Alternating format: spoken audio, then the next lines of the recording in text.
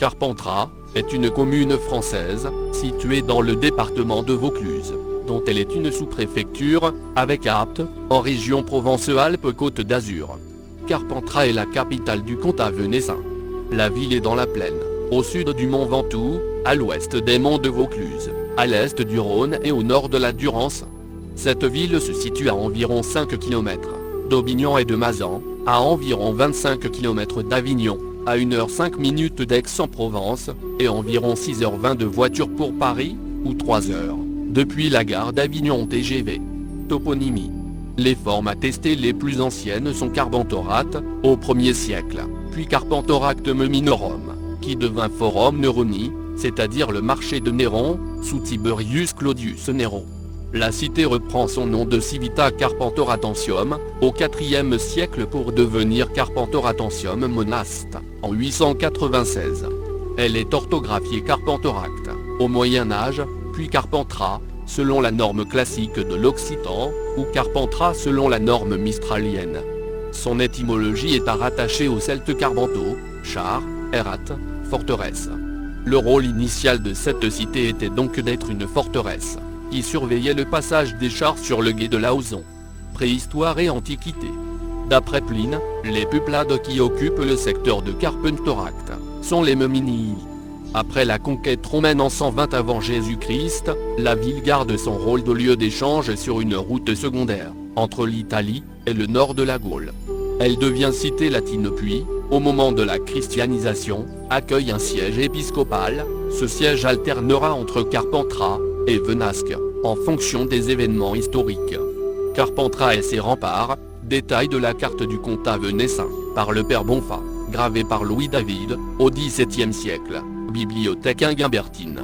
Selon des rôles d'impôts de cette période, la ville accueille des Juifs, depuis au moins le 28 février 1276. En 1155, Raymond V de Toulouse, marquis de Provence, envoie son chancelier Raoult à Raymond Ier, l'évêque de Carpentras, pour confirmer les privilèges du marché qui se tient à Carpentras. Au Moyen Âge, le marché se tient tous les vendredis, dans le cimetière de Saint-Siffrin. Il y avait alors 200 marchands forains. Au début de la papauté d'Avignon, l'évêque Béranger Fornery voulut, sans succès, interdire le cimetière au marché. Le pape Clément V établit sa curie à Carpentras en 1313. Lorsqu'il meurt en 1314, son successeur donne sa préférence à Avignon. Cependant, capitale du comtat venessin en 1320, la ville profite de la munificence pontificale. Gouvernée par ses évêques, elle s'étend et s'entoure d'une enceinte dont il ne reste plus que la porte d'Orange. Le marché s'étend, en 1385, sur la place de la Fusterie, actuelle place des Pénitents Noirs. Ce fut au cours de la seconde moitié du XIVe siècle, que les remparts furent construits. En cette période troublée, les routiers et les voleurs de grands chemins étaient monnaie courante. Ils profitaient des trêves de la guerre de 100 ans pour piller. La crainte des autorités locales était l'occupation de ce vieil hospice par ces brigands, pour ensuite entrer au sein de la cité. Carpentras dut être entouré de remparts. Ce fut Innocent VI qui donna ordre aux villes comtadines de se fortifier. Les travaux à Carpentras débutèrent en 1357, pour s'achever en 1392.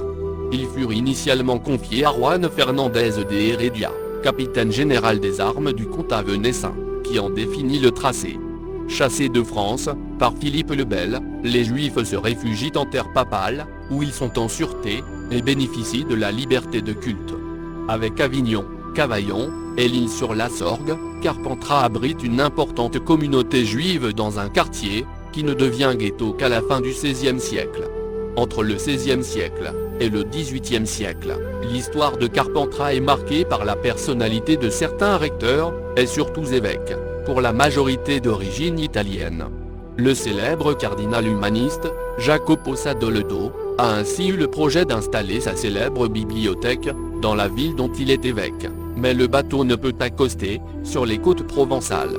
Au XVIIe siècle, Alessandro Bicci, évêque de Carpentras, de 1630 à 1657, promu cardinal en 1635, proche d'Urbain VIII, et de Jules Mazarin, fait reconstruire le palais épiscopal, dans le goût baroque romain, qu'on connaît aujourd'hui.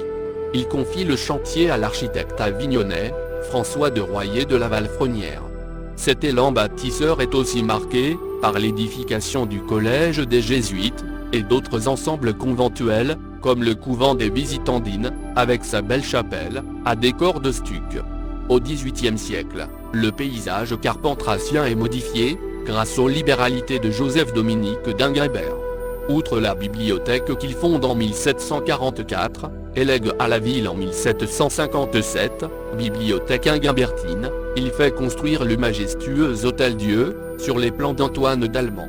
Au XVIIe et XVIIIe siècle, signe peut-être de la prospérité économique du comtat venessin, de nombreux hôtels particuliers sont construits ou rénovés, dans le goût de l'époque, lui donnant sa physionomie de ville classique, qu'on lui connaît aujourd'hui. Au cours du XVIIIe siècle, la situation économique des Juifs s'améliore. Les comtadins voyagent beaucoup, dans tout le midi de la France, certains s'installent de façon semi-permanente, à Nîmes, Montpellier, et Cetera.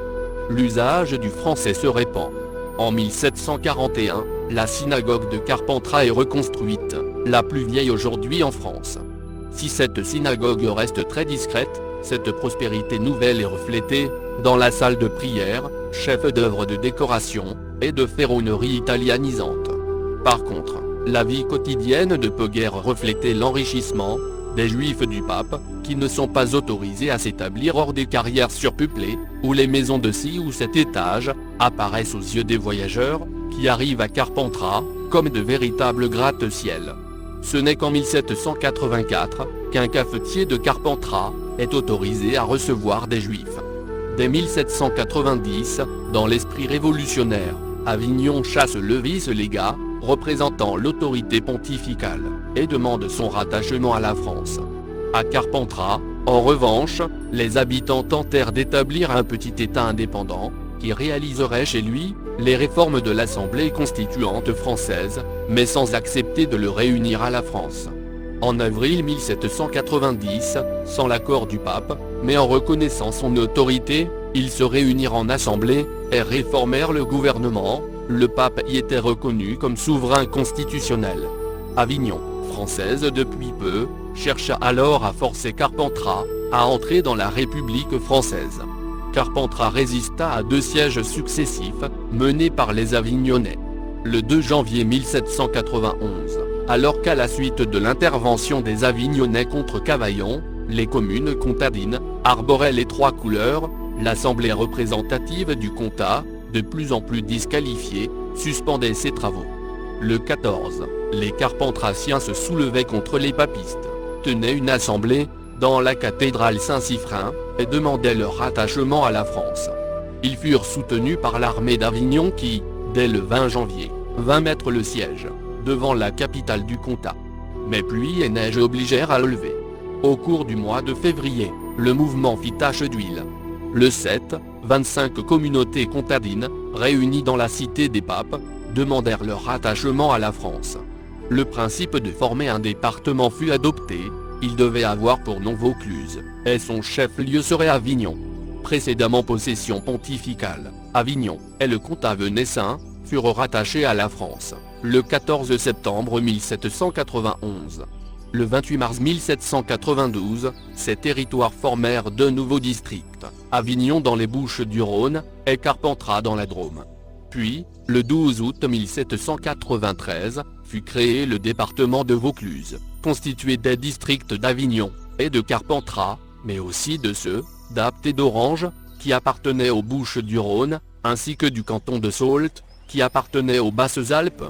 Dans ce nouveau département, Carpentras devient siège d'une sous-préfecture.